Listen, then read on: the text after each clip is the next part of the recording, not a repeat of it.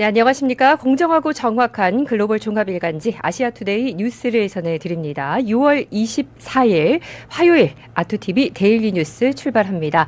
자, 밤새 좀 속보가 많았습니다. 속보 먼저 좀 전해드리고 오늘 출발하도록 하겠습니다. 자, 일단 요 소식입니다. 트럼프 대통령이 본인의 소셜 계정에 올렸죠. 이스라엘과 이란의 완전하고 전면적인 휴전에 합의를 했다라는 기사인데요. 저희 아시아투데이 국제부 김도연 기자의 기사입니다. 좀 보도록 하겠습니다. 자, 일단은 밤사이에 있었던 소식입니다. SNS에 트럼프 대통령 이렇게 남겼습니다. 12일간 진행되어 온 전쟁 종식 곧 보게 될 것이다. 그리고 이란 고위 당국자는 이란과 이스라엘과의 휴전에 동의를 한다. 이런 내용입니다.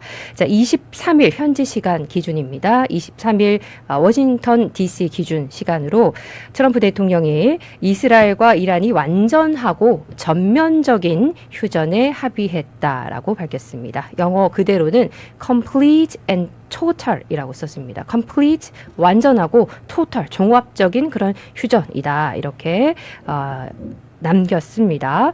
자, 이란이 먼저 휴전을 시작하고 12시간 후에 이스라엘이 휴전을 시작한다라고 밝혔는데요.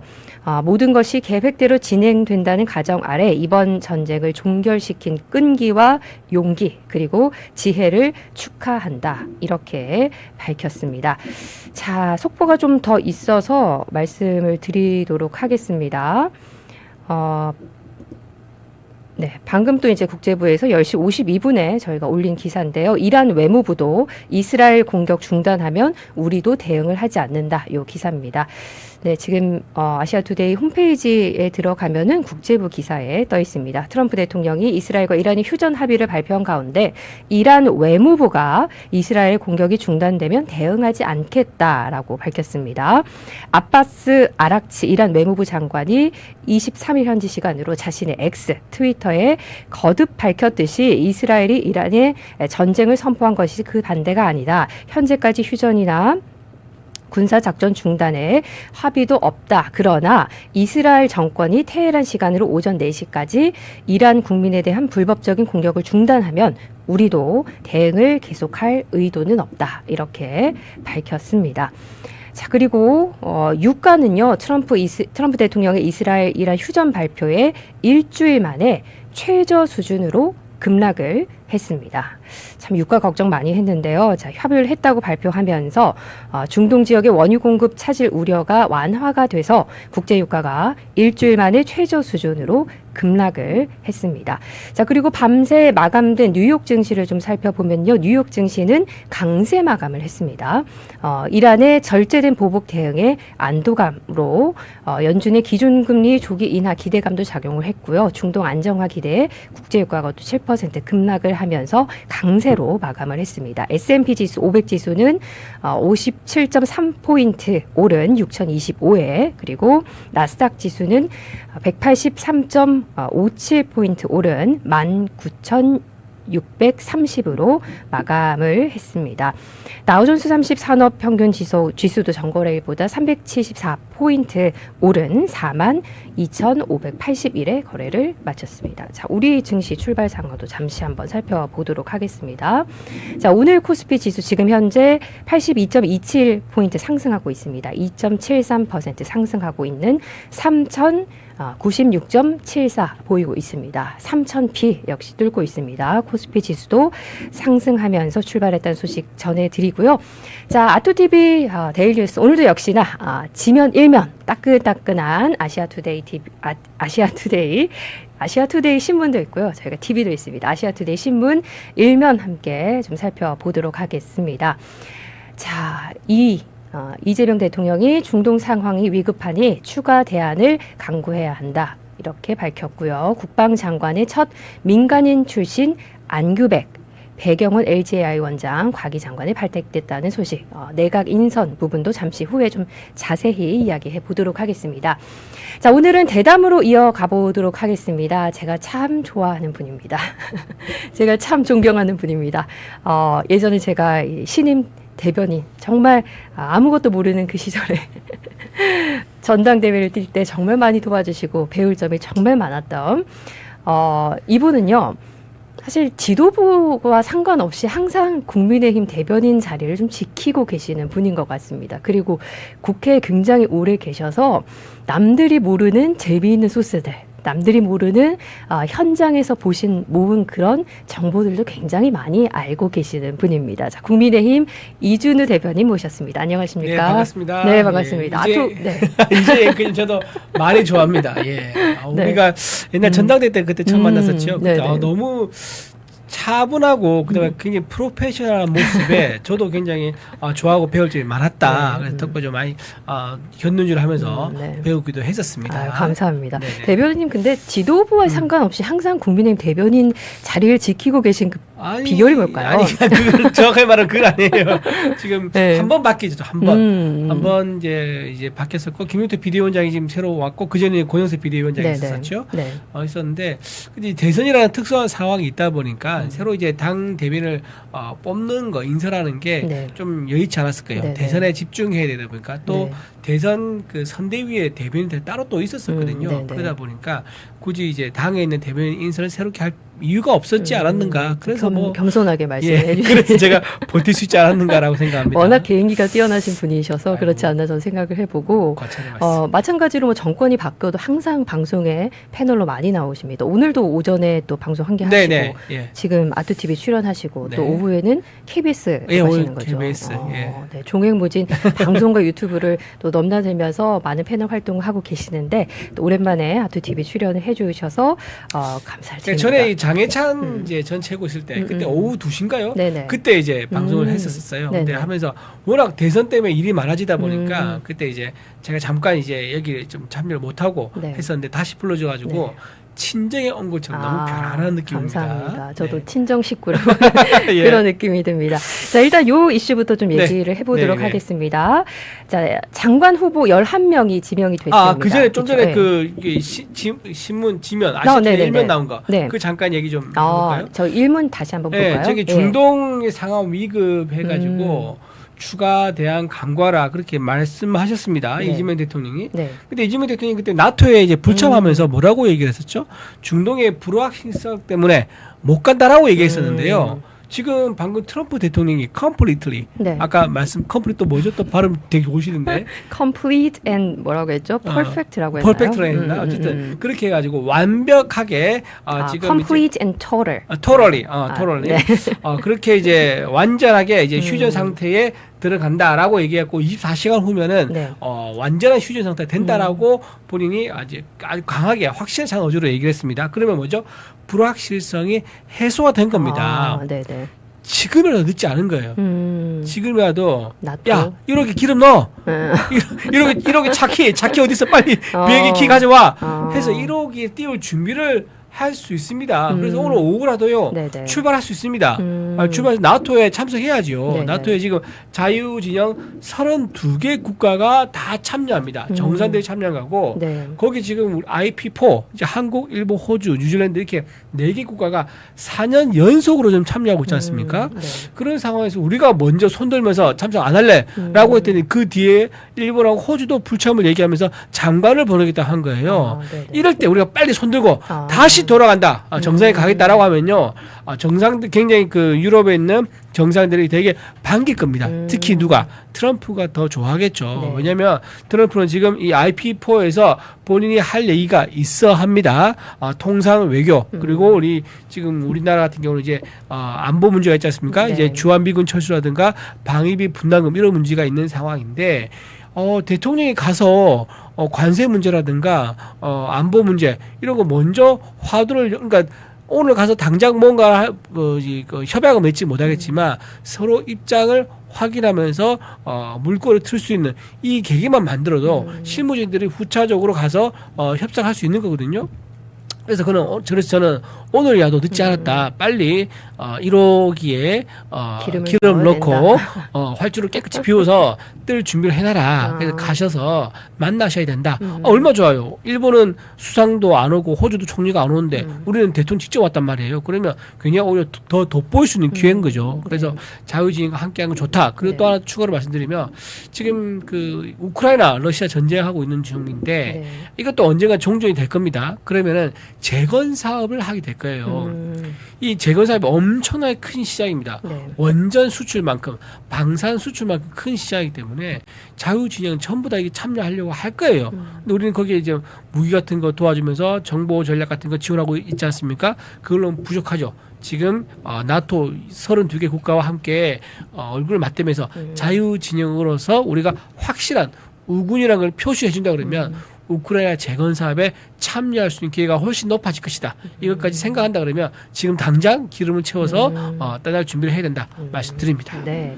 어제 이와 관련해서 그러니까 뭐 협상이 이렇게 합의를 했다는 내용이 나기 전에요. 어제 아침에는 니케이에서 이런 보도가 떴었습니다. 그러니까 트럼프 대통령이 일본과 오스트리아 그리고 뉴질랜드 리더들과 만난다. 그리고 한국도 이제 초청을 한다. 한국도 같이 함께 좀 합의를 하기 원한다. 이런 내용이 떴었는데 정상을 초청한다는 거였죠. 네네네. 이런 니케이 보도가 떴었고 저희 아시아투데이 기사 요거 한번 보도록 하겠습니다. 대통령실을 확인을 했는데 대통령실은 트럼프가 한국 포함한 특별회의 추진 보도는 말씀드리기 어렵다. 이렇게 대통령실 내용이 나왔습니다. 기사를 한번 보면요.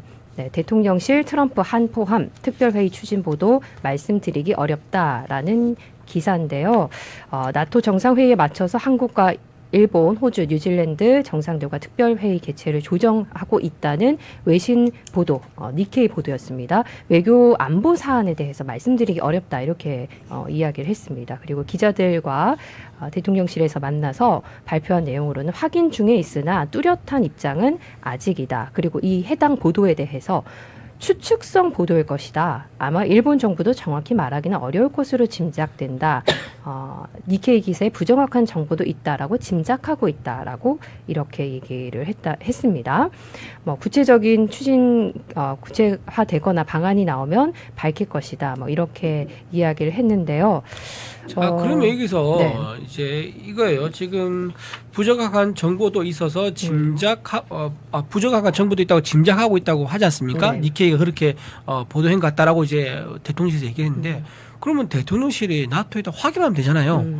나토에 정말 이렇게 정상들 초청이 맞느냐라고 확인하면 되는데 그걸 하지 않으면서 이렇게 말씀드리기 어렵다라고 하는 것은 지금 이재명 대통령의 의중이 나 참여 안 할래라고 하는 게 먼저 결정이 났고 그러니까 나토의 초청에도 불구하고 가지 않겠다. 지금 이렇게 해석될 수밖에 없는 거예요. 근데 지난번에는 G7은 뭐였습니까? G7은 거의 참관국이라고 해야 되나요? 옆에 배석하는 국가 지휘 자격으로 갔단 말이에요. 오히려 거기를 가지 않고 여기에 정상적으로 가는 게 더 맞죠. 그리고 거기 G7 가가지고 트럼프도 만나지도 못했잖아요. 만나지도 못했는데 아마 모르겠습니다. 지금 이재명 대통령은 또 그 나토 갔다가 트럼프 못 만나면 어떡하나 이런 생각할 수도 있는데 지금 트럼프에서는 일정을 맞추자 하면서 IP4까지 얘기를 했을 정도니까 4개 국가 전부 다 동시에 만나자고 했다가 안 만나는 거 이건 상상하기가 어렵잖아요. 그 만나가 되게 높은 거죠.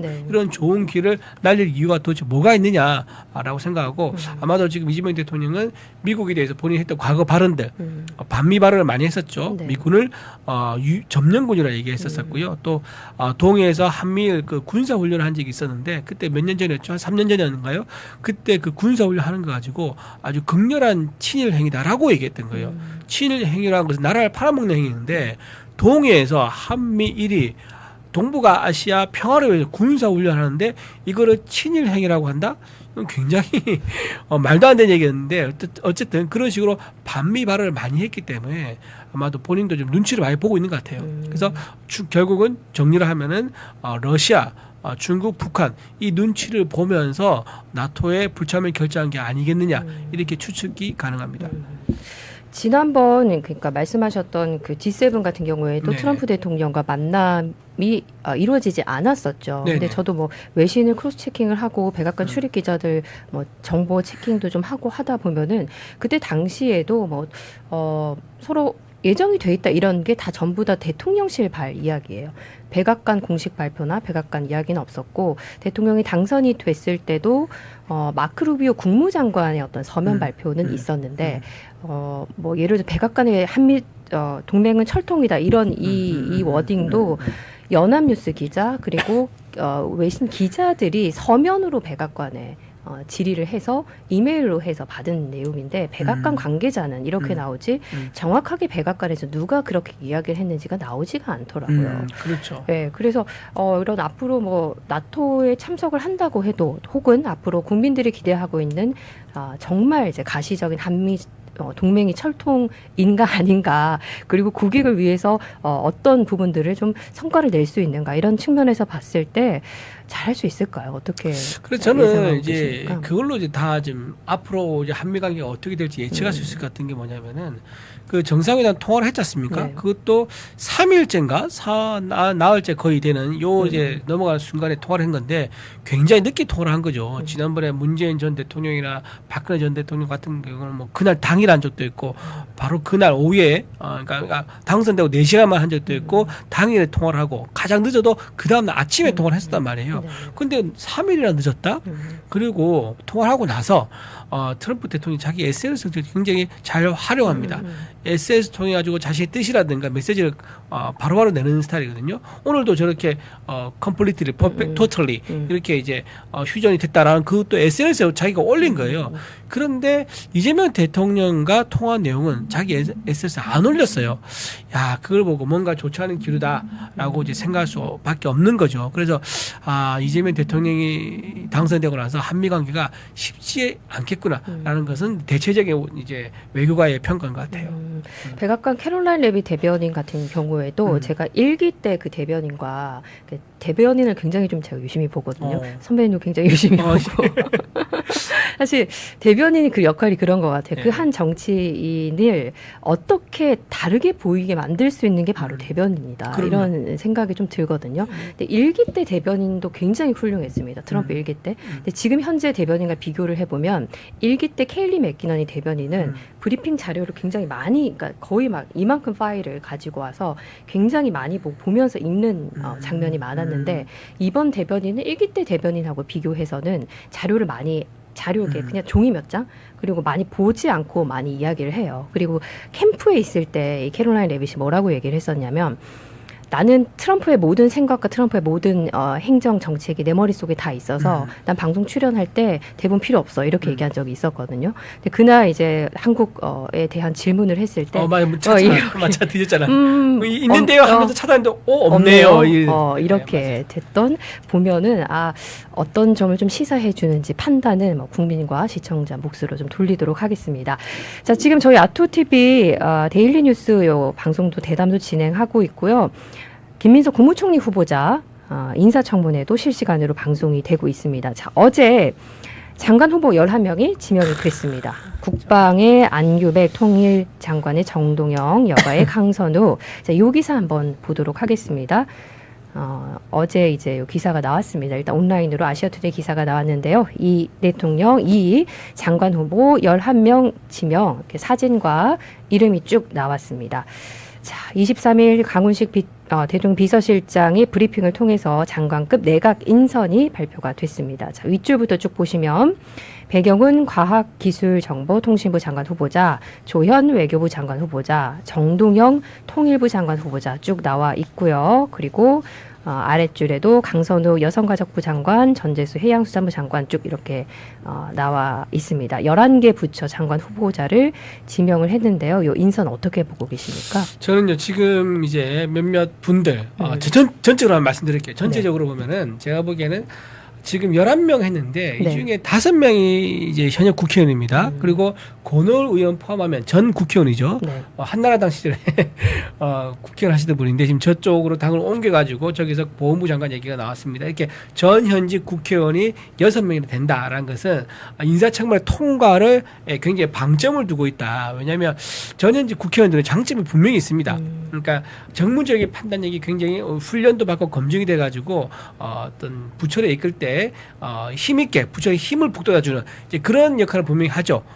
대신 이제 관료 출신들은 부처의 전문성을 이제 잘 살릴 수 있고 현실화시킬 수 있다. 그런 장점이 있지만 부처의 힘을 실어주고 대통령의 어떤 공약이나 철학을 실현할 때는 정치 출신이 유리합니다. 그 또 하나 장점이 뭐냐면 바로 이제 인사청문회 할 때 동료 의원들, 선배 후배 의원들한테 굉장히 후한 점수를 좀 받을 수가 있죠. 왜냐하면 동료 의원들을 서로 이제 뭐 텔레비에서 보면은 여야 의원들 싸우기만 하는 것 같지만 카메라 꺼지고 회의가 끝나지 않습니까? 돌아가면 복도에서 아우 자기 너무 심한 거 아니야? 라고 하면서 어깨 툭툭 치고 저녁에 소주 한잔 하면서 풀고 이런 것도 있어요. 네. 사실 그렇기 때문에 제가 뭐 그런 거 얘기하면 너무 재밌는 얘기 많은데 어쨌든 짧게 얘기하고 그렇기 때문에 인사청문회 통과를 염두에 둔 이번에 개각이었다라고 이렇게 평가를 하고요. 그 중에서 그럼 왜 인사청문회 통과 염두에 방점을 많이 뒀을까? 김민석 후보 국무총리가 인사청문회를 통과하지 못할 가능성을 염두에 살짝, 그러니까 크게는 아니지만 살짝 염두에 둔 것 같아요. 지금 김민석 후보 관련된 의혹이 너무 많습니다. 나 뒤에서 따로 설명하도록 하고요. 어쨌든 그것도 좀 반영이 된 것 같고요. 또 하나 특이한 인사가 뭐냐면 송미령. 한번 띄워주실래요? 송미령이라는 분이 계신데 유임이죠. 네, 이번에 네. 유임됐습니다. 근데 이분이 특이한 게 뭐냐면은 농림축산식품부 장관인데 네. 이분이 지난번에 그 양곡법 개정안을 반대했던 분이에요. 네. 반대했었고 그리고 양곡법 개정 포함해서 4개 관련 법이 있는데 그게 작년 11월 민주당 주도로 국회에서 통과됐습니다. 그때 윤석열 당시 대통령에게 거부권 행사를 건의했던 당사자예요. 근데 이게 뭐죠? 그래서 지금 저는 그러면 저 송미령 장관을 유임한다는 것은 양곡법 개정안을 민주당이 포기한다 그 의미인 건가? 라는 생각이 든다는 거예요. 그러면 이거는 그 양곡법 개정을 지지하는 농민들이 있을 건데 그분들에게는 어떻게 보면 배신행위가 될 수 있을 것이다 라는 생각도 들기도 하고요. 또 한편은 반대로 얘기하면은 송미령 장관이 이번에 민주당이 추진한 양곡법 개정안 내가 찬성 의견으로 제안하겠어 라고 입장을 바꿀 수도 있는 거예요. 그러니까 민주당이 당론을 바꾸거나 아니면 송미령 장관이 그동안 자기 생각을 뒤집거나 둘 중에 하나밖에 될 수 없는 상황일 거란 말이에요. 어느 쪽이 더 가능성이 높다고 생각하십니까? 그러니까 자 생각해. 송미령 장관 만약에 네. 자기 기존에 했던 거 거부권을 제안했을 때 윤석열 대통령이 제안했을 때는 분명히 논리가 있고 명분이 있었을 건데 그걸 이제 불과 5, 6개월만 뒤집는 모습을 보여준다? 야 정말 자기 본인이 굉장히 멘탈이 무너질 거예요. 이렇게 권력에서 살아남기 위해서 잘리지 않기 위해서 영혼을 팔아가지고 소신을 바꾼다. 굉장히 자괴감이 들 건데 과연 그렇게 한다 그러면요 밑에 있는 과연 부처 공무원들이 송 장관을 존경을 할까, 존중을 할까, 송 장관 지시를 잘 따를까 이제 그런 생각도 듭니다. 그래서 저는 이번에 송 장관 관련된 하나 더 얘기를 하자면은. 네. 농민단체가 송 장관 반대 이제 의견의 입장을 표명을 했습니다. 경실련에서 표명하고 농민단체에서 표명을 했어요. 그래서 저는 이 모든 개각 인선에 대해서 전부 다 인사청문회를 통과 한미도 낙마 없이 다 통과하겠다 그런 생각하지 않았을 거예요. 실제 그런 적도 거의 없습니다. 그래서 송 장관에 대해서 혹시나 낙마를 한다 그러면 송 장관 정도는 뭐 낙마시켜도 나쁘지 않겠다라는 생각을 해서 의도적으로 송 장관을 유임을 시킴으로 해서 뭔가 실용적인 내각을 구성한다는 이미지도 챙기고 나중에 경실련과 농민단체가 반대해서 낙마하게 되면 그러면 후임 자기가 원래 생각했던 농림부 장관을 앉힐 수 있으니까 실용 내각이라는 이미지도 챙기고 나중에 관련 단체의 반대로 낙마를 하게 되면 자기가 원래 생각했던 사람이 자리를 줄 수 있으니까 이거 두 마리 토끼를 다 잡으려는 건 아니겠느냐 그런 이제 정치적 판단도 할 수 있는 거죠. 그래서 송미령 장관이 과연 통과할 수 있을지 그 보는 거 그것도 하나 포인트가 될 거고 더 중요한 사람이 바로 있습니다. 바로 안규백 의원입니다. 안규백 의원 아세요? 네네. 아니하고 개인적으로 아직 안규백 의원이 정말 드러나지 않는 조용하신 분이었는데 이번에 국방장관으로 들어왔는데 네. 이분 여러분 좀 아셔야 돼요. 이거 지금 우리 앵커님이 이제 여성분이어서 군대 얘기 길게 하면 재미없을 것 저 같은데. 군대 얘기 굉장히 좋아합니다. 그래요? 네, 제가 근데... 육사 준비를 아주 철저하게 했던 그래요? 군인의 딸이기 때문에 어릴 때부터 저는 이제 군대 얘기를 아버지한테 심지어는 육사를 가려고 했었죠. 저는 그리고 뉴스 연습을 할 때도 발성 연습을 할 때 저는 아버지께서 국방 TV 보면서 대대 차렷 있죠. 이걸로 이제 아침에 발성을 틔우고 이렇게 뉴스를 했습니다. 그래서 군대 얘기를 굉장히 좋아합니다. 너무 편하게 너무 해주십시오. 안규배 의원이 방위 출신입니다. 아. 방위 출신인데 이분이 제가 육사 얘기하고 갑자기 방위로 가니까 그렇죠. 83년도에 군대를 네. 가요. 근데 방위로 가는데 네. 35사단 방위로 근무를 합니다. 근데 헌병 관련된 업무를 받다 그러더라고요. 네. 근데 방위도 종류가 많습니다. PX 병도 있고 뭐 의무병도 있고 여러 가지 있는데 어쨌든 헌병 관련된 서무하는 그런 업무를 받다 그래요. 그래서 22개월 동안 9 to 6 아침 밥을 집에서 먹고 출근해서 점심은 군부대에서 먹고 6 퇴근해서 저녁은 집에서 먹는 9 to 6 방위 생활을 출퇴근했습니다. 그래서 일병으로 제대를 해요. 이제 그랬던 분입니다. 자, 그런데 국방부 장관이 되면 4성, 3성, 여단장, 사단장 이런 분들을 최종적으로 지휘하는 최고 높은 자리에 있는 분 아니겠습니까? 근데 북한에서 만약에 도발이나 네. 유사시 상황이 되면 국방부 장관이 굉장히 전문성을 발휘해서 망설임 없이 즉각 조치를 해야 됩니다. 그럴 때 국방부 이제 그 장군들 이제 장군들을 보기에 이런 전문 엘리트 교육을 받은 군인이란 말이에요. 네. 그분들은 야전 경험도 풍부해요. 그리고 독도법도 잘 압니다. 네. 독도법 아시죠? 네. 지도 보는 방법인데 전 안규병이 독도법 알란가 모르겠어요. 군대를 방위병 갔다 가지고 어쨌든 anyway 자, 그 정도 되는 이제 훈련을 받은 전문 엘리트가 보기에는 지금 장관님의 지시가 내가 생각과 안 맞다. 내가 생각에는 이런 상황에서는 이렇게 대응하는 게 맞을 것 같은데 왜 이렇게 이제 뭐 예를 들면 대응을 보려 한다든가 그런 지시가 이해가 안 된다라고 생각할 수 있는 거예요. 그럼 장군들끼리 모여서 야, 우리 장관이 이런 얘기를 하는데 김 장관, 박 장관 어떻게 생각해? 이게 맞는 것 같아? 라고 하면 시간이 지체될 수 있는 거예요. 군대는 아시잖아요. 아버지는 군지니까 순간적인 대응이 그 전력의 승패를 한 8, 90% 차지할 수가 있습니다. 초기 대응이. 그렇기 때문에 이렇게 군 경험이 없는 분이 와서 지휘를 했을 경우에 밑에 있는 일선 장군과 일선 영관급 장교들이 그 지휘를 믿고 잘 따를 수 있겠냐 하는 그런 쪽의 문제가 있는 거예요.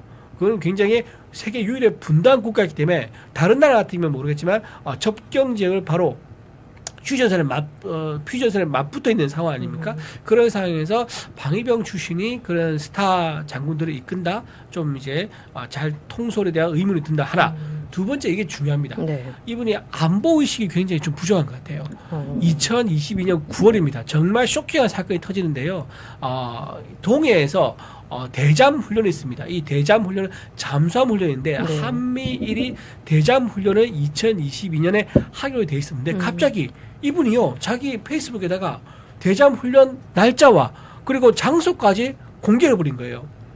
이게 엠바고가 걸려있다 그러더라고요. 네. 그러니까 훈련 다 끝나고 나면은 발표하는 걸로 기자들과 다 얘기가 됐고 이제 그 국방위 위원들도 다 얘기가 됐는 건데 갑자기 이분이 그걸 공개해버린 겁니다. 그래서 어디서 하느냐 그 날짜가 특정하면서 독도에서 뭐 서쪽으로 뭐 150km 뭐 이런 식으로 우쪽으로 150km 이런 식으로 공개를 해버려가지고요 난리가 났습니다. 어떤 난리냐? 첫 번째 군사 기밀 훈련 내용을 외부 유출한 게 첫 번째 안 되는 거죠. 왜냐하면 지난번에 아시죠? 그 해군인 장병 하나 병장인가 상병인가요? 그 이제 한미 군사 훈련 동해사의 군사 훈련 자료를 빼내서 중국 정보원한테 넘겼다가 잡혔어요. 그 사람이 고작 1,000얼마인가 1,100만 원인가 1,900만 원인가 받고 네. 팔아 넘겼다가 이 사람이 지금 구속돼 조사받고 있는 상황입니다. 네. 자. 마찬가지죠. 안규백 국회의원을 하더라도 이게 공개되지 않은 내용을 사전에 군사 훈련을 내보냈다. 미국과 일본과 중국 얼마나 많은 수병들이 와서 거기서 훈련했겠습니까? 상당히 비용이 많이 드는 거죠. 이런 훈련을 사전에 공지하는 거, 유출했다는 거, 이거는 중국과 북한에 넘어갈 가능성이 많은 거죠. 그리고 이거를 보자마자 네. 중국에서 정보함을 보냅니다. 정보함 무려 3척이나 보내요. 네. 3척을 보내가지고 그 근처에서 훈련지 근처에서 대기를 하고 있는 거예요. 근데 그거를 이제 미국이 다 파악한 거예요. 그래서 미국에서 원래 작전에 참여하기로 했던 잠수함이 있습니다. 이 네. 잠수함은 뭐냐? 북한 잠수함 역할을 하기로 되어 있는 잠수함이었던 거예요. 근데 이 잠수함이 중국의 정보함이 왔다 그러니까 그냥 나 훈련 못해 하면서 퇴각을 합니다. 왜 했는 줄 아세요? 잠수함은요 소리가 생명이에요. 네. 고유의 다 소리가 있어요. 잠수함의 등치라든가 잠수함의 어떤 만들 때 어떤 구조라든가 이것 때문에 엔진 소리가 특유의 엔진 소리가 있거든요. 사람 손에 지문이 있듯이 네. 소음에는 이제 음문이라는 게 있습니다. 그렇기 때문에 정보함이 만약에 와서 그 잠수함 북한 잠수함 역할을 하는 그 잠수함을 이제 정보를 취합하면 이 잠수함은 몇 노트를 갈 때 이런 소음이 나는구나. 좌현을 할 때는 이런 소음이 나구나. 우현을 할 때 이런 소음이 나구나. 것을 다 취합할 수 있는 거예요. 그럼 취합해서 어디에 쓰겠습니까? 자기들도 쓰겠지만 자기 동맹국 어디죠? 북한이죠. 네. 북한에다가 이 잠수함 정보를 넘겨줄 수 있는 겁니다. 그렇기 때문에 이 잠수함이 그렇다면 이제 전 세계를 무대로 활동하는 잠수함인데 자기들의 어떤 재원이라든가 정보라든가 아까 음문이라고 했죠. 음문 정보가 넘어가려면 러시아까지 나가는 거기 때문에 바로 그런 정보를 넘길 수도 없다면서 퇴각을 해버려요. 그래서 어떤 훈련이 돼버리냐면 북한 역할을 하는 잠수함이 있어야지 대잠 훈련을 할 수 있는데 북한 역할을 하는 잠수함이 없는 상태에서 대잠 훈련을 한 거예요. 얼마나 막강한 피해를 입습니까? 그리고 이런 식으로 안보, 군사 기밀 정보를 자기의 페이스북에 올려서 공개를 할 정도의 안보의식이 있다는 것은 국방부 장관으로서 대단한 결격 사유다. 더군다나 반성도 하지 않는다. 그때 당시에 논란이 됐을 때 뭐라고 인터뷰했냐면은 국가 안보보다 더 중요한 것이 국민의 알 권리라고 했습니다. 이게 말이 됩니까? 군사 안보, 보안 이런 거는 대한민국 국민의 생명과 재산을 지키는 행위입니다. 조직화된 훈련받은 병사를 통해서 생명과 재산을 지키는 거죠. 근데 국민의 알 권리를 통해서 적대국이 알 수 있는 그런 행위를 한다고요? 그런 사람이 국방장관은 어떻게 됐습니까? 국방부 장관하면서 그러면 한국과 이제 미국과 일본이 그런 군대가 우리나라와 정보를 공유하려 하겠습니까? 일단 안 하려 할 겁니다. 그리고 우리 장군들이 국방부 장관한테 보고를 할 때 이 보고에 대해서 걱정을 할 수밖에 없겠죠. 야 이거 1급 기밀인데 이거를 장관님한테 보고 도 되나? 보고 들으면 SS 올리면 어떡하지? 아니면 텔레그램 누구한테 알려주면 어떡하지? 이런 걱정을 할 수밖에 없을 거예요. 장군들이. 네네. 그런 황당한 상황이 벌일 수 있는 거예요. 그래서 저는 안규백 후보자만큼은 정말로 국방부 장관을 가는 것은 막아야 된다. 우리 대한민국의 국민의 생명과 재산 보호를 위해서 그런 말씀 드리고요. 조금 얘기 길어지는데 네네. 하나 더 한 명 더 얘기해요. 죄송합니다. 정동영 의원. 네. 정동영 의원도 이분도 가면 안 돼. 지금 통일부 장관으로 대기됐지 않습니까? 근데 이게 몇 년 만에 통일부 장관 다시 한 줄 아세요? 몇 년 만이죠? 20년 만에. 자, 2004년 5년 이때 통일부 장관으로 활동을 했었습니다. 네네. 근데 지금 나이가 72세네요. 야, 그러니까 52살에 네. 통일부 장관을 한번 했었는데 20년 만에 또 한다? 이재명 정권의 인재풀이 굉장히 좁구나. 이재명 정권이 뭐 준비된 정부라고 얘기하지만 실제로는 no. 장관을 20년 전에 일했던 사람을 다시 데리고 할 정도면은 굉장히 준비가 덜 된 정부다라고 말할 수 있고요. 만약에 그렇게 데리고 온다 그러면은 정말 20년 전에 정말 통일부에 위대한 업적을 쌓았는갑다라는 생각도 들 수 있습니다. 하지만 웬걸 찾아보니까 20년 전에 그때 통일부 장관 할 때 뭐 했냐면요. 개성공단, 금강산 관광, 그다음 경의선, 동해선 철도 이런 거를 주도적으로 했던 사람이 바로 이 정동영 통일부 장관이었었어요. 그때 기억납니다. 기억나시죠? 근데 개성공단 지금 어떻게 됐습니까? 야, 우리 남쪽에 있는 우수한 기술진을 만들어놓은 그 공장, 그 기계, 설비, 그리고 기술, 노하우, 원단, 원재료 이런 거 전부 다 털렸지 않습니까? 다 뺏기고 빈몸은 아니지. 뭐 봉고차에다가 이제 그때 생산한 물건 최대한 신을 만큼 신고 급하게 내릴 수밖에 없었던 거예요. 자, 그렇게 해서 우리가 만들어졌던 그 수백억 원에 상당한 개성공단 뺏겼습니다. 금강산 관광. 호텔 지어졌죠, 센터 지어졌죠, 그 등산로 만들어졌죠, 그리고 부두 정박항 만들어졌죠. 근데 우리 대한민국 국민이 거기서 피격을 당합니다. 해안로 산책을 하다가 그 이후로 금강산관광 중단되면서 어떻게 했습니까? 그 시설 또 다 북한이 다 뺏어갔습니다. 자, 그리고 또 어떻게 했죠? 남북 연락사무소도 지금 파괴됐죠. 그리고 경의선, 동해선 이거 연결 부분을 파괴했다는 거 재작년인가요? 그때 파괴했다는 거 아시죠? 네. 자, 이런 거 파괴한 거 따지면요 수천억입니다. 수천억. 자, 우리나라 세금으로 만들어준 우리나라 기업들이 자기 돈 들여서 올라간 그런 기술과 설비, 그다음 도로 이런 인프라들 전부 다 파괴하고 뺏어간 곳이 북한인데 그때 그 주도적으로 했던 사람이 바로 정동영 통일부 장관이에요. 그게 성공한 업적이 있으면 모르겠는데 그런 게 전혀 없는 상태이다. 과연 그걸 또 대국을 맞느냐? 무엇보다 가장 큰 리스크가 뭐냐? 바로 북한 핵입니다. 이분이 2005년이죠. 6월 17일 날 북한에 올라와서 김정일 국방위원장을 만나서 6.17 공동성명 같은 걸 발표를 합니다. 그때 남북 평화 모두가 들어섰다라고 얘기를 했는데 자 그러면 평화 유지되는 게 맞죠. 그런데 바로 그 다음 연도인 2006년에 북한의 첫 핵실험이 그때 생깁니다. 그러니까 2005년 그럼 뭐로 올라갔던 겁니까? 완전 사기당한 거예요. 올라가서 김정일하고 사진 찍고 평화 모드 만들고 본인은 이제 그 영광이고 뭔가 기념비적인 게 됐지만 실제로는 그렇게 쏘기는 연출에 완전히 실체를 간파하지 못하고 당해서 들리름을 쓰다 내려왔다. 오히려 북한의 핵무장을 인정해주는 강제로 인정해줄 꼴밖에 되지 않았었다. 네. 이렇게 북한의 핵무기 개발 첫 실험을 하게 만들 용인해 있었다. 그 하는 것을 파악하지 못했던 장본인이고 관련 사업들도 전부 다 실패했던 그런 분인데 그분이 다시 통일부 장관으로 온다는 거 이거는 또다시 그 일이 반복될 거다. 즉 퍼주기를 한다든가 또 뭐 지어주고 또 뺏긴다든가 이럴 가능성이 높다. 그리고 제가 보기에는 조만간 만약에 이분을 앉힌다 그러면요 김정을 만나러 갈 거예요. 가서 Hey man, 내가 20년 전에 너네 아빠 만났어 라고 할 거예요. 그러면서 화해 모드를 만들면서 이재명 대표가 경기도지사실에 올려준 800만 불 잘 받았어? 그거 어디 쓰고 내가 보자 하면서 우리 필요하고 얘기해. 우리가 더 쏘아줄게.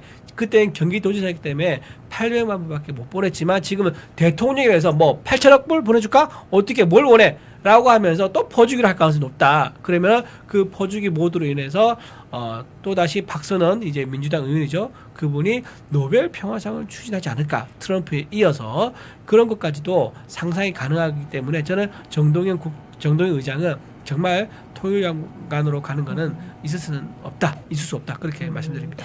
네, 대변인 말씀하신 내용 중에 국민의 이제 국익과 안보를 지켜야 된다. 이제 이 차원에서 걱정되고 우려되는 부분들을 좀 팩트를 짚어주시면서 이야기를 해주셨습니다.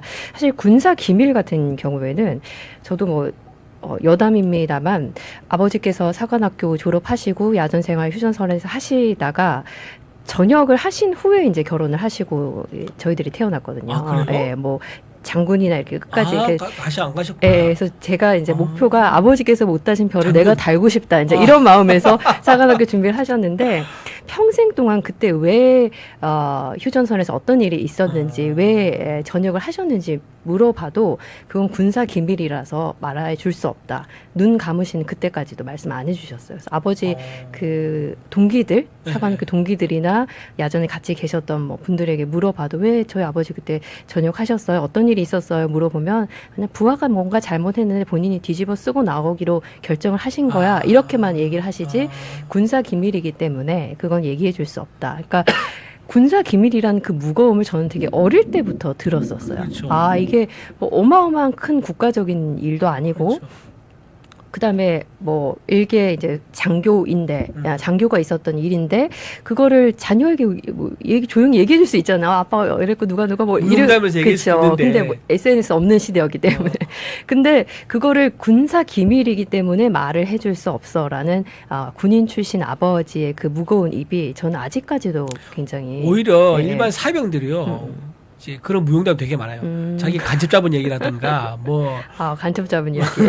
베트남 스키부대 얘기라든가 네. 베트남 열대지방에 스키부대가 어디 있겠습니까? 뭐 이제 그런 이제 황당한 얘기를 베트남 스키부대라든가 그런 황당한 얘기를 하죠. 그리고 방위병의 간첩이란 뭐 전투벌레도 얘기라든가 네. 말도 안 되는 겁니다. 어쨌든 이제 그런 식의 얘기가 많은데 역시 육사 나오시면서 장교까지 하신 분들은 남다른 애국심과 보안의식이 안보의식이 있으신 것 같네요. 그런 군사 기밀의 문제. 그리고 이번에 그 미국의 그 작전 피트 헤그셋 장관이 미드나잇 해머 작전이라고 그렇죠. 한밤중에 해머 망치. 그렇죠. 그걸 보면서 저는 좀 뭘 느꼈냐면 와 저렇게 비밀리에 이제 진행이 된 저 작전이 성공을 했다는 자체가 참 대단하더라고요. 그렇죠. 그걸 보면서 B2기인가요? 네. B2기가 이제 스텔스 기능이 있다 그러더라고요. 근데 그게 굉장히 큽니다. 근데 그게 미국 본토에서 떴대요. 떴는데 이게 이제 바다로 건너가지 않습니까? 그러면 생각하면 한 번 주위에서 어떻게 저기 이란까지 날아가지? 라는 생각이 저도 궁금하더라고요. 보니까 나중에 기사에 나왔던데 공중 급유기가 같이 떠가지고 급유를 몇 번 받으면서 이란까지 네네. 갔다가 왔다 그러더라고요. 근데 그 기술력이 정말 대단한 것 같아요. 그리고 전 세계가 지금 이제 그 B2 스텔스기가 떴다는 걸 아무도 몰랐어. 모르겠습니다. 뭐 오방고 몇 군데나 알 수 있을지 모르겠지만, 근데 어쨌든 아무도 그걸 몰랐다는 거, 본토에 들어갈 때 몰랐다는 거. 그리고 그 뭐죠, 벙커 버스터라고 하나요? 그거를 그 프루도 포르도인가 거기에 저도 포르도 항상 헷갈리는데. 그죠, 예. 포르도인가. 포르도. 네. 거기가 지금 지하 100m의 땅을 파서 핵 시설을 지었다 그러더라고요. 근데 거기에 정확하게 12방을 때렸대요. 근데 이게 한 방 때리면은 이제 10m 들어가고 10m 들어가고 10m 들어가는데 12방 때리니까 120m 들어간 게 되겠죠. 그렇게 뚫고 들어가서 핵 시설을 이제 무력화시켰다라고 할 정도니까 기술력이 엄청난 거예요. 그 처음에 그 포르도 시설 지을 때부터 이제 외부에서 육지에서 미사일 공격을 했을 경우 대비해서 그렇게 100m 안에 지었다 그러는데 그게 무너질 정도가 됐으니까 기술력이 참 대단하다 생각이 들고요. 뭐 하여튼 그렇습니다. 네, 기술력도 대단하지만 그런 이제 올더가 윗선에서 내려왔을 때 다들 그냥 어쨌든 일사불란하게 딱 실행을 한다는 자체가 방금 대변인님 말씀하셨던 이 국방부 장관 후보자에 대해서 이야기를 하시면서 사병들이 군인은 사실 명령이 이제 생명 걸고 순종을 하는 건데 나에게 명령을 하는 그 상사가 판단을 할 수 있다는 거죠. 말씀하신 거죠. 그렇죠. 이게 생명 걸고 순종할 만한 그런 전략인가 이런 부분에 좀 의문이 될 수 있다는 부분을 지적을 해 주셨습니다. 자, 대변인님 오늘 이제 오신다 그래서 최근에 제가 쓰신 논평들을 좀 많이 봤습니다. 굉장히 열심히 쓰셨더라고요. 예. 지난주 2주 전이었나요? 3주 전이었나요? 주말에 또 근처에서 한번 뵀잖아요. 그렇죠. 그때도 정말 계속 열심히 일하시고 잠깐 또 짬을 내서 식사를. 그때 막 그 짬 내고 또 노트북 이제 두고 가지고 카페 앉아가지고 또 그때 논평 쓰고 그랬었어요. 근데 뒤돌아보니까 그 각 없더라고요. 네. 대변인님 논평을 참 잘 쓰시고 핵심을 잘 짚어주시고 깔끔하고 대변인님 얘기 들으면 확실히 국회에 오래 계셔서 보좌진으로 오래 계신 거죠? 그렇죠. 제가 2003년에 16대 국회 말에 인턴으로 처음에 들어왔었어요. 16대 말에 인턴으로 들어왔었고 그때가 이제 노무현 이제 정부가 이제 들어서 직전입니다. 16대면 역사를 진짜 쭉 경험하시고 지금 22대죠. 네, 보좌진 출신들이 사실 얘기를 전 참 듣는 게 좋은 게 뭐냐면 전략을 굉장히 잘 짜고 아는 이야기가 정말 많아서 그래서 참 전 좋더라고요. 대변인님 논평을 그래서 좀 더 많이 보기도 하거든요. 감사합니다. 네, 16대 때부터. 네, 그때 이제 인턴으로 이제 2년 동안 근무하면서 이제 국회 이제 그때 인턴이면요 맨 처음 하는 게 문서 수발이에요. 그 아침하고 조간 석간 들어오지 않습니까? 그러면 막내가 사무실 제일 막내가 가서 그걸 가지고 챙겨 올라옵니다. 그리고 지금은 전자 공동 발의로 이제 많이 바뀌었는데 그때는 이제 실제로 이렇게 페이퍼를 뽑아가지고 의원실 사서에 넣어놔요. 그렇게 해서 그거를 들어갈 때마다 한 수십 개는 와 있는 거예요. 하고 이제 신문하고 각종 초청장 이런 거 이만큼 들고 올라와서 분류하고 그렇게 하면서 일을 배우기 시작했었죠. 옛날 얘기하면 끝이 없습니다. 네, 자 대변인님 최근 논평들을 쭉 보면은 어제 쓰신 논평 중에 이재명 대통령 털면 안 나올 것 같냐? 국민이 원하는 것은 야당 협박이 아니라 김민석 후보 임명 철회일 것. 그리고 또 22일에 쓰신 또 발표하신 논평이 김민석 후보 자녀 예금 1억 5천만 원 증가, 자녀 계좌 저수지 의혹 밝혀야 파파돈 김민석 후보 돈 관련 의혹 민주당은 공범 의식 못 느끼다. 이렇게 최근에 쓰신 논평 중에 김민석 후보에 대한 논평들이 많은데 좀 풀어서 좀 어떤 내용들인지 설명을 좀 부탁드립니다. 그 자녀 관련된 게 좀 심각한 것 같아요. 자녀가 2019년에 김민석 후보가 자녀 재산을 신고를 하는데요. 그때 신고를 뭐라고 했냐면 재산이 없다라고 신고를 했습니다. 그럼 빵인 거죠. 그런데 불과 5개월 뒤인 2020년 5월에 자녀 재산에 은행에 1억 5천만 원이 있다고 신고를 해요. 불과 5개월 사이에 무슨 일이 있었던 겁니까? 5개월 사이에 자녀가 예를 들어서 사업을 했다든가 예를 들면 무슨 뭐 로또는 금액이 너무 적죠. 어쨌든 뭐 그런 식으로 소명이 가능해야 되는데 그러지 않은 거예요. 지금 보면은 그 당시에 자녀가 둘 있습니다. 첫째 자녀는 그 당시에 취업 준비생이었습니다. 그러니까 경제활동이 없었죠. 무직인 상태였습니다. 그리고 둘째는 중학생이었어요. 그러니까 첫 번째 경제활동 없었고 둘째는 중학생이었는데 어떻게 5개월 사이에 은행 계좌에 1억 5천이 들어왔겠느냐. 근데 그때 시기가 묘한 게 2020년 5월에 총선에서 김민수 후보가 당선이 됩니다. 그래서 저는 제가 추측하건데 합리적 추측이라고 봅니다. 저는 불법 정치 자금을 본인이 받았는데 이게 따로 보관할 데 없다 보니까 자녀 계좌에 나눠서 보관했는 게 아닌가라고 의심을 할 수밖에 없는 거죠. 왜냐하면 본인이 증여를 해줬다 그러면요, 증여했다라고 본인이 증여서 낸 증거를 공개하면 됩니다. 또는 증여를 했다 하면서 계좌 이체한 내역을 보여주면 되고요. 그런데 증여했다는 주장도 하지 않습니다. 그리고 제3자한테 받았다? 그럼 제3자한테 받은 사람이 누구냐? 혹시 강신성 씨냐? 강신성 씨라면 또 문제가 된 거죠. 왜냐하면 강신성 씨가 김민수 후보에게 계속 후원을 해주고 있는 화수분 같은 사람이에요. 김민수 후보 입장에서는 끊임없이 스폰을 해주고 있는 사람인데 이 사람이 자녀에게 줬다? 그러면 사실은 아버지 보고 준 거 아니겠느냐라고 또 이제 문제가 생긴 거죠. 그리고 아니면 엄마가 줬다? 그러면 엄마가 무슨 소득이 나와가지고 자녀에게 1억 5천만 꺼져야 되는 그 사유가 무엇이냐 등등 해명을 해야 되는데 거기에 대해서 해명을 하나도 하지 않습니다. 그리고 더 황당하게 뭔지 아세요? 이제 그 아들, 그 아까 중학생 아들이 아직 커서 코넬 대학에 갑니다. 미국에. 그 명문대학이죠. 네. 갔는데 거기 갔는데 그 학비가 명문대학이 말고 또 비싸요. 네. 1년에 1억 정도 합니다. 자, 근데 그 1억 학비, 그리고 학비 등 게 고등학교 다 포함하면 2억이라 그래요. 그러면 그 2억 학비 어디서 났어요? 라고 물어보니까 엄마가 다 담당을 했다는 거예요. 엄마가. 자, 상식 이혼을 하면요, 보통 양육비는 절반, 반반씩 부담하는 게 상식입니다. 근데 김민수 후보는 아마도 본인 부담이 비율이 좀 더 높았을 것 같아요. 왜냐면 그 이혼 기책 사유가 제가 상상하건데 아마 김민수 후보가 있지 않았을까. 왜냐면 김민수 후보가 본인이 불법 정치자금 받으면서 추징금 9억 2천 나왔지 않습니까? 그러면서 경제 활동을 거의 못했었어요. 그러면서 본인이 신용불량자가 됩니다. 그러다 보니까 부인이 힘들겠죠. 그러다 보니까 이혼을 했을 가능성이 높단 말이에요. 그러다 보면 규칙사유가 좀 더 높았을 거예요. 그러면 최선을 다해서 양육비를 내가 좀 부담해 주겠다라고 하면서 이혼했을 가능성이 높습니다. 그렇다면 5.5거나 6대 4거나 뭐 이런 식으로 해서 양육비 부담했을 건데 100대 빵이다? 그걸 믿을 수가 없는 거예요. 더군다나 전 부인이 들으면 굉장히 화가 날 게 뭐냐면은 자녀 양육비 2억을 본인이 다 전 부인이 다 부담했다고 했는데 그 김민석 후보 내역 보니까 교회에 헌금한 게 2억이에요. 세상에 자기의 자녀가 학교 다니는 학비가 없어가지고 부모가 2억을, 그러니까 전처가 2억을 다 부담했다는데 자기는 자기 정상적인 아빠라 그러면 내 헌금할 거를 떼서라도 자녀한테 일부러 보태주는 게 상식적으로 맞지 않습니까? 근데 자녀한테 학비 전되지 않고 교회에 헌금했다? 상식에 법하지 않죠. 아니면 굉장히 나쁜 배드 파파이거나 이런 부분이 설명이 안 될 부분이 되게 많습니다. 그래서 우리가 자료 요구했는데 한덕수 국무총리 같은 경우 우리가 1000건을 요구했음에도 다 제출해 줬었습니다.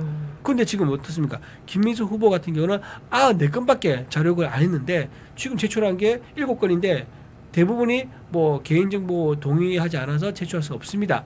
양해 바랍니다라는 게 5건이고 의미 있게 들어오는 게 아무 의미가 없는 2건밖에 없는 거예요. 그러니까 이런 식으로 자료 제출도 안 하고 증언도 안 되고 참고인도 안 되고 이런 맹탕 인사청문회를 만든다는 거, 이거는 굉장히 역시 우려했던 대로 이재명 정권이 탄생하니까 독주와 독재가 시작되는구나. 피고인 대통령이 나오니까 피의자 국무총리를 만드는 게 아니겠느냐.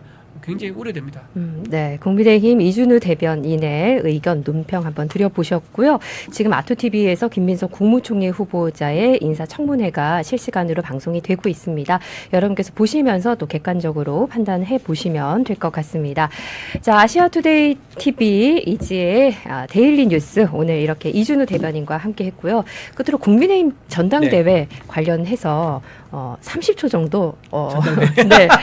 언제쯤 30초에 그 중요한 네. 얘기를 시간이 다 돼서 네. 어떤 방향으로 좀 가야 되죠? 어떤 지도부가 들어서야 할지 뭐 전반적인 대변인 의견을 좀 듣고 싶습니다. 선명한 야당의 목소리를 대변할 수 있는 그런 정당으로 바뀌어야 될 것 같아요. 물론 이제 이번 대선 패배에 대한 이제 원인도 파악을 해야 되고 혁신, 쇄신도 해야 됩니다. 하지만 그렇다 하더라도 그걸 빌미를 가지고 우리 스스로가 우리를 완전히 가루로 만들어버리고 우리 스스로를 부정하는 그렇게 이제 개혁을 하면 안 되겠죠. 그래서 저는 51%의 목소리를 대변하는 의무가 있습니다. 왜냐하면 이재명 대통령이 49%의 지지율로 대통령 됐단 말이에요. 그러면 이재명 대통령을 지지하지 않은 51%의 목소리를 대변해야 될 의무가 야당이 국민의힘에 있기 때문에 그 목소리를 대변하기 위해서는 우리가 좀 더 조직화되고 좀 더 다듬어지고 좀 더 안정적인 그런 정당이 되어야 된다. 선명한 야당으로서 싸울 땐 싸우고 인정할 거 인정하면서 존중을 하되 견제는 단단히 하는 그런 정당으로 거듭나야 된다 말씀드리고요. 아마 8월 중순 이때쯤 이제 전당대회 있을 것 같아요. 네. 8월 2일날 민주당에서 전당대회에서 당대표 뽑는다고 하니까 그래서 저는 지난번 같은 일이 또 반복되면 안 되겠다. 전당대회 하면서 전당대회 그 자체가 분열과 갈라치기가 되는 그런 전당대회 열려서는 안 되겠다라고 생각하고요. 좋은 분이 오면 좋겠다. 좋고 혁신적인 분이 오면 좋겠다. 그리고 당성 보수의 가치를 확실하게 가지고 있는 분이 좋겠다. 자기 인기 중심으로 이제 정당을 이끄는 것이 아니라 정당을 위해서 일할 수 있는 사람이 오면 좋겠다. 뭐 라방하면서 뭐 과자 먹고 이런 것보다는 정당을 위해서 일하는 사람이 오면 좋겠다. 그 말씀을 드립니다. 네, 51%의 국민들의 마음을 대변해준 우리 이준우 대변인의 이야기였습니다. 자, 오늘 함께해 주셔서 감사드리고요. 네, 저는 여기서 인사드리도록 하겠습니다. 고맙습니다. 고맙습니다. 정치를 원하시나요? 국민에게 진심을 전하고 싶으신가요? 바로 아시아투데이 정치 스피치 아카데미가 함께합니다. 정치인에게 말은 곧 힘입니다. 사람을 설득하고 공감을 얻는 연설, 그 시작을 정치 스피치 아카데미와 동행하시죠. 정치 지망생, 그리고 초선 의원부터 대선 주자까지 실전 중심의 정치인 스피치 과정, 진정성을 더하는 국회의원 커뮤니케이션, 선거에서 이기는 대선 주자 과정까지 생생한 커리큘럼으로 당신의 말에 진심을 담고 영향력을 더하겠습니다. 정치를 꿈꾸는 분들, 지자체, 국회로 진출하고 싶은 분들, 그 꿈에 날개를 달아드립니다. 이제 아시아투데이 정치 스피치 아카데미와 함께하세요.